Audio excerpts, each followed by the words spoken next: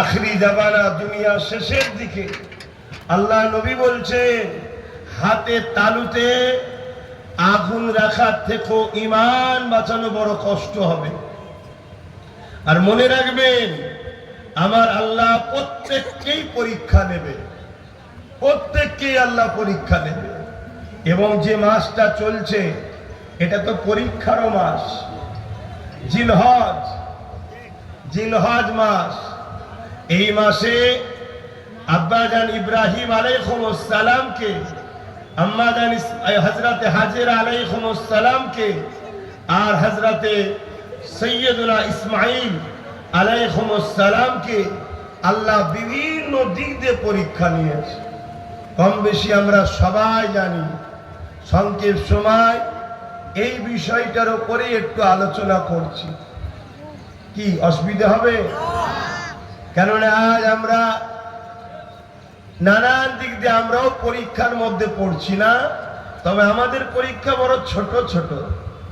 এই ছোট পরীক্ষায় হারিয়ে গেলে, ঘাবড়ে গেলে, পিছিয়ে গেলে চলবে না।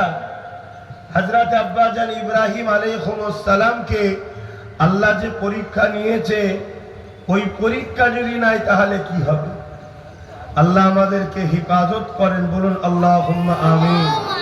একবার কলেমা জিকির করে লি, কলেমা লা ইলাহা ইল্লাল্লাহ, লা ইলাহা ইল্লাল্লাহ, লা ইলাহা ইল্লাল্লাহ, মুহাম্মাদুর রাসূলুল্লাহ, হাসবি রাব্বি জাল্লাল্লাহ, মা ফি কলবি গায়রুল্লাহ, নূর মুহাম্মদ সাল্লাল্লাহ, হক লা ইলাহা ইল্লাল্লাহ, লা ইলাহা ইল্লাল্লাহ, লা ইলাহা ইল্লাল্লাহ, লা ইলাহা ইল্লাল্লাহ, লা ইলাহা ইল্লাল্লাহ, মুহাম্মাদুর রাসূলুল্লাহ।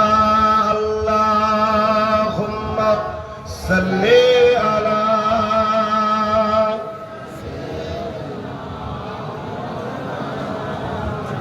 ওয়ালা আলি সাইয়্যিদিনা।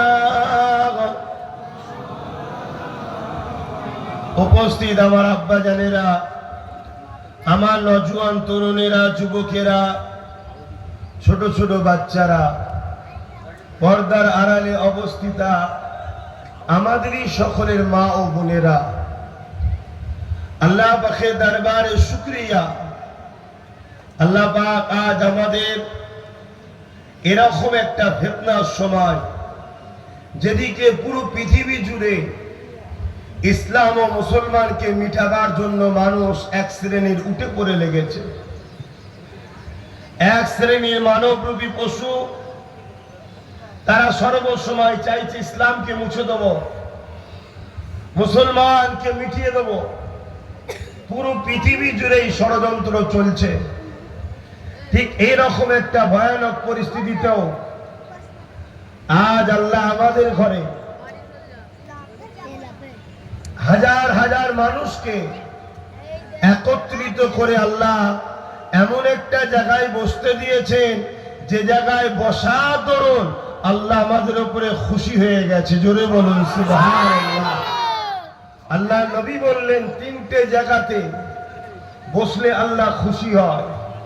আমি যা কিছু বলবো মনে রাখবেন, দ্বীন ইসলামেরই কথা বলবো, কেন আমাদের মডেল মুহাম্মদ সাল্লাল্লাহু আলাইহি ওয়াসাল্লাম, অন্য কেউ নয়। হুজুর পাক সাল্লাল্লাহু আলাইহি ওয়াসাল্লাম বললেন, তিনটে জায়গাতে বসলে আল্লাহ বড় খুশি হয়। নাম্বার 1 বাইতুল্লাহ, মসজিদ।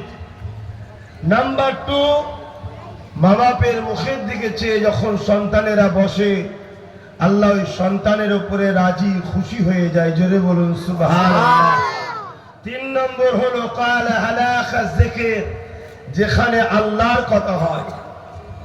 এটা হলো সেই জায়গা যেখানে আল্লাহর কথা হয়, দ্বীন ইসলামের কথা হয়, ন্যায়ের কথা হয়, ইনসাফের কথা হয়, এই জায়গায় যারা বসে আল্লাহ তাদের উপরে রাজি খুশি হয়ে যায়। জোরে বলুন সুবহানাল্লাহ।